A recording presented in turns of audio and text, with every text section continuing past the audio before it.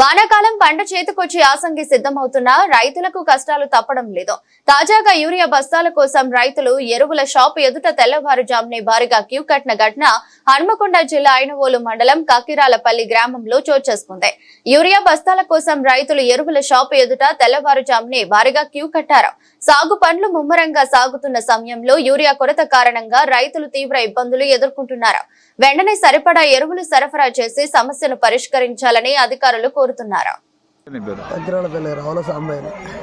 ఏం జరిగింది 4 గంటల లైన్ కట్టినాం. ఆడి పెట్టాలి ఆడ తగ్గించలాటలు వెళ్ళి మళ్ళీ ఇక్కడికి వచ్చారా మళ్ళీ ఇదే వెళ్ళి ఏ బస్తా వచ్చేది ఏం లేదు. రైతుల ఎన్ని ఇస్తాను ఒక రైతుకు బస్తాలు? ఇంకా ఇచ్చేదాకా లెక్క టోకెన్ అయితే ఇచ్చిండు. టోకెన్ మీద ఎన్ని రాసిండు? ఒకటే 2 గంటల అయిన చూడలే కానీ ఉదయం అక్కడ కట్టిరు కదా షాప్ 4 గంటలకు కట్టాము. 4 గంటల నుంచి పడిగే అదే అక్కడ లైన్కి 4 గంటల నుంచి చల్లే పోయిపోతే ఆడ లైన్ పోయి 10 8 అవుతుంది. ఈ వస్తా అక్కడ గొడ్లు మాకు ఇబ్బందులు చాలా ఉన్నాయి యూరియా చేపట్టి. పోయినసారి పంటలు పోయినాయి, ఇప్పుడు కూడా టైం కాస్తలేదు. అదే బాధల్లో ఏం కావాలంటారు అంతిమంగా? మీకు ఏం కావాలి? ఎట్లయితే మీకు మంచి పోవాలి. రైతులకు యూరియా బస్తాలు ఉంటే అది పంట పండుతుంది, లేకపోతే ఏమన్నా కేజీనంత దండగా అవుతుంది. అట్లా అదే కదా టైంకి తిన్నట్టుగా దాన్ని కూడా చేనికి పిండితేనే పండే. ఏం చేసినా అంత పెట్టుబడి తప్పలేదు, టైంకి అదైపోతుంది. అది మా కకిరాలపల్లి గ్రామం ఐనవోలు మండలం.